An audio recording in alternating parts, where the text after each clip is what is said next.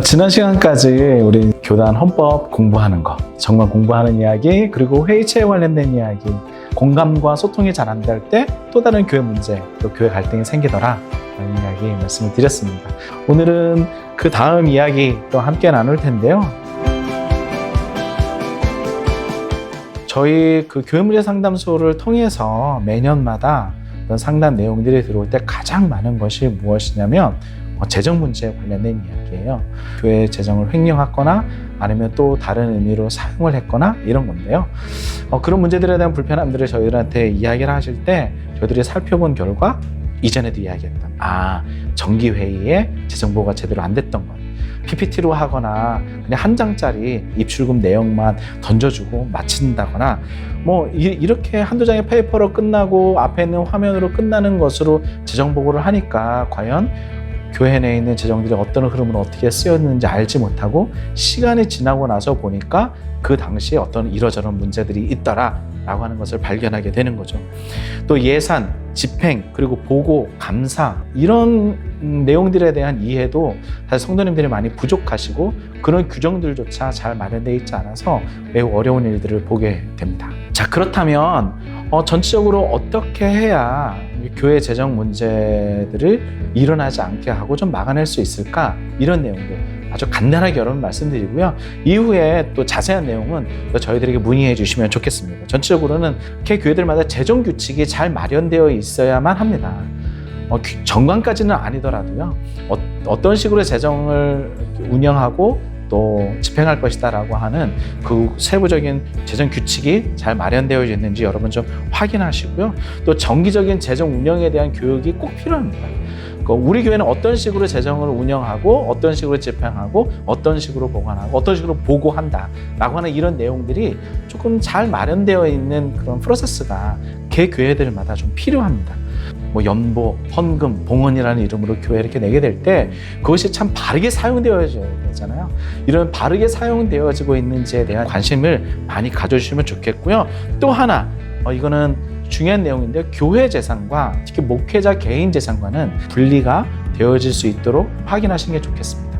어떤 교회는 특히 작은 교회 같은 경우에는요, 교회 헌금을 목사 개인 계좌나 아니면 또 여러 가지 목적 헌금을 목사 개인 계정으로 보내는 일들이 꽤 많더라고요. 오히려 이것이 이후에 문제가 될 수 있습니다. 개 교회는 언제나 교단에 속해 있고 교단에 속해 있는 교회들은 언제나 종교 법인화로 되어져 있기 때문에 얼마든지 교회 이름으로 된 그 통장을 만드실 수 있어요. 그래서 조금은 어렵기는 하겠지만 또 작은 교회인 경우에는 더 어려울 수도 있겠지만 그럼에도 불구하고 목회자 개인 계정과 그리고 교회 재산과는 분리하는 게 좋겠다는 말씀, 큰 의미에서 이렇게 세 가지 말씀 여러분들에게 드렸습니다. 첫 번째는 재정 규칙을 마련해 주세요. 두 번째는 재정 운영에 대한 교육이 필요합니다. 세 번째는 교회 재산과 그리고 목회자 개인 재산을 분리하세요 라는 말씀 여러분 기억하시면 좋겠습니다. 교회 재정에 대한 투명성에 대한 몇 가지 이야기들 굵직굵직한 제목만 말씀드리고요. 지나가도록 하겠습니다. 자세한 내용들은 저희들에게 문의해 주시거나 교회 교육 가운데서 저희들이 나가서 함께 교육할 수 있도록 할 테니까 말씀해 주시면 좋겠습니다. 첫 번째는요, 바르게 모으기예요. 이런 나름대로 헌금과 연보 또 이런 내용들을 모으는 방식들이 각각이 다 다르거든요. 들어갈 때 내는 것도 있고 헌금 바구니를 돌리는 것도 있고 여러 가지 방식이 있는데 또 헌금에 대한 제목들도 많이 다르더라고요. 11조, 주일헌금, 각 부활절 절개 헌금까지 있어야 되느냐 없어야 되느냐, 있는 것이 좋으냐 없는 것이 좋으냐, 들어갈 때 내는 것이 좋으냐, 바구니를 돌려야 된다, 여러 가지 논의들이 사실 한국교회 가운데 있습니다. 무엇이 좋으냐라고 저에게 묻는다면 저는 개인적으로 공동체의 합의가 너무 중요하다라는 말씀 드리도록 하겠습니다. 우리가 왜 이런 방식으로 헌금과 연보를 하는지 또 이것을 어떻게 사용할 것인지에 대한 공동체적 합의가 굉장히 중요하다. 그래서 함께 그 헌금과 연보에 대한 고민들을 해가시면서 또 바르게 모으는 방식에 대해서도 함께 고민해 가면서 공동체적 합의를 이끌어 가시면서 바르게 모으기 잘 실천해 가실 수 있으면 좋겠습니다. 두 번째는요, 바르게 분배하기예요. 예산을 세우는 것이죠. 예산을 세울 때 어떻게 세워야 되느냐, 내년 예산을 세운다, 2023년 예산을 세운다 라고 할 때는 우리가 어떤 사업에 중점할 것인가 이 내용을 먼저 정하는 일들이 필요합니다. 뭐 내년에는 우리가 교육 사업에 중점을 둘 거야.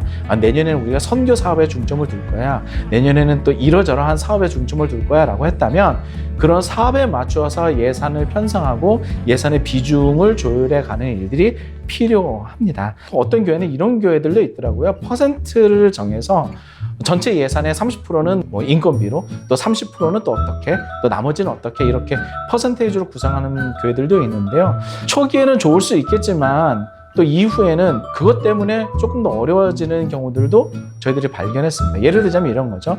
인건비로 뭐 목회자 작은 교회였을 때 이제 목회자에게 전체 예산의 30%를 드린다, 이렇게 이제 정관에다 명시를 해두었는데요. 이후에 교회 예산이 이제 늘어나게 되니까 교회 나름대로 굉장히 부담되는 금액이 돼버린 거예요. 그러니까 우리들 스스로도 조금은 재정 규칙을 만들면서 조금 더 유연하게 여러분들이 보실 수 있는 면들도 필요하겠다. 그런 지혜로움이 필요하겠다. 그렇게 예산을 여러분들이 편성하시라, 이런 말씀 드리고 싶습니다. 세 번째는요, 여러분, 바르게 사용하기입니다.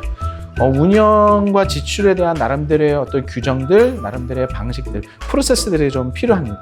재정 지출의 권한은, 최종적 권한은 누구에게 있는지, 즉 지출 승인자가 누구인지, 그리고 실제로 지출을 하는 사람은 누구인지, 그리고 증빙 없는 지출에 관련된 부분들이 과연 있는지, 만약 있다면 이것을 어떻게 해야 하는지, 그리고 운영과 지출은 예산에 따르고 있는지, 이런 내용들을 여러분 꼼꼼하게 따지셔서 운영과 지출에 대한 나름대로 프로세스를 만드는 거 필요하다고 생각이 듭니다. 다음은요, 바르게 알려주기예요. 지출 증빙을 어떻게 공유할 것인가 라고 하는 이 문제를 고민하셔야 합니다. 재정 결산서를 공유하고 공개하는 문제들, 그리고 모든 지출에 대한 증명 서류를 마련하는 문제들도 꼼꼼하게 따지셔서 이러한 내용들이 누락이 없도록 하는 것 필요하고요. 그리고 공개하는 권한에 대한 이야기들도 여러분 꼼꼼하게 따지면 좋겠습니다. 어떤 교회는 모든 것을 다 공개하겠다라고 하는 교회도 있고요. 어떤 교회는 또 그렇지 않은 교회들도 있더라고요. 모든 것을 다 공개하니까 재정부가 이 성도들이 질문하는 거, 이건 왜 이렇게 썼어요? 저건 왜 이렇게 썼어요? 이런 질문들에 답변하느라고 재정부가 좀 힘들어하는 교회들도 있었고요. 또 어떤 교회는 그래서 나름대로의 대안적인 것으로 이렇게 요청하면 보여는 준다라고 하는 것으로 만들어낸 교회들도 있습니다. 문제는 재정에 대해서, 재정 운영과 지출에 대해서 접근할 수 있는 권한 자체를 막아버린 교회, 이런 교회는 없었으면 좋겠고요. 나름대로 운영과 지출에 대해서는 성도들이 요청하면 적절한 수준에서 공개하고 또 공유하는 과정들 꼭 필요하다라고 보여지고요. 특히 교인총회, 공동의회에서는 이런 내용들이 잘 공개되고 공유되어야 할 것이라고 생각됩니다. 마지막에는 바르게 남겨놓기예요. 재정감사 같은 경우에는 전문가에게 좀 의뢰하는 것들도 필요하고요. 이런 내용들을 공개하는 것, 그리고 재정장부와 여러 가지 것들을 보관 연한을 어떻게 만들어 놓아야 할 것인지, 이런 내용들도 각 공동체 내에서, 각 교회 내에서 잘 규정들을 만들고 확인하는 일들이 필요하겠습니다. 이런 복잡한 내용들을 만드는 일은 재정 문제가 없기를 바라는 그 마음에서 만드는 겁니다. 이후에 누군가가 재정을 횡령하거나 배임하는 여러 가지 사건들을 통해서 교회가 더더욱 어려워지기 전에 미리 이런 절차들을 마련함으로써 투명하고 공정하고 적절하게 재정이 운영될 수 있기를 바랍니다. 여러분들의 교회가 하늘의 평화가 깃들기를 바라고요. 우리 다음 시간에 다시 만나도록 하겠습니다. 감사합니다.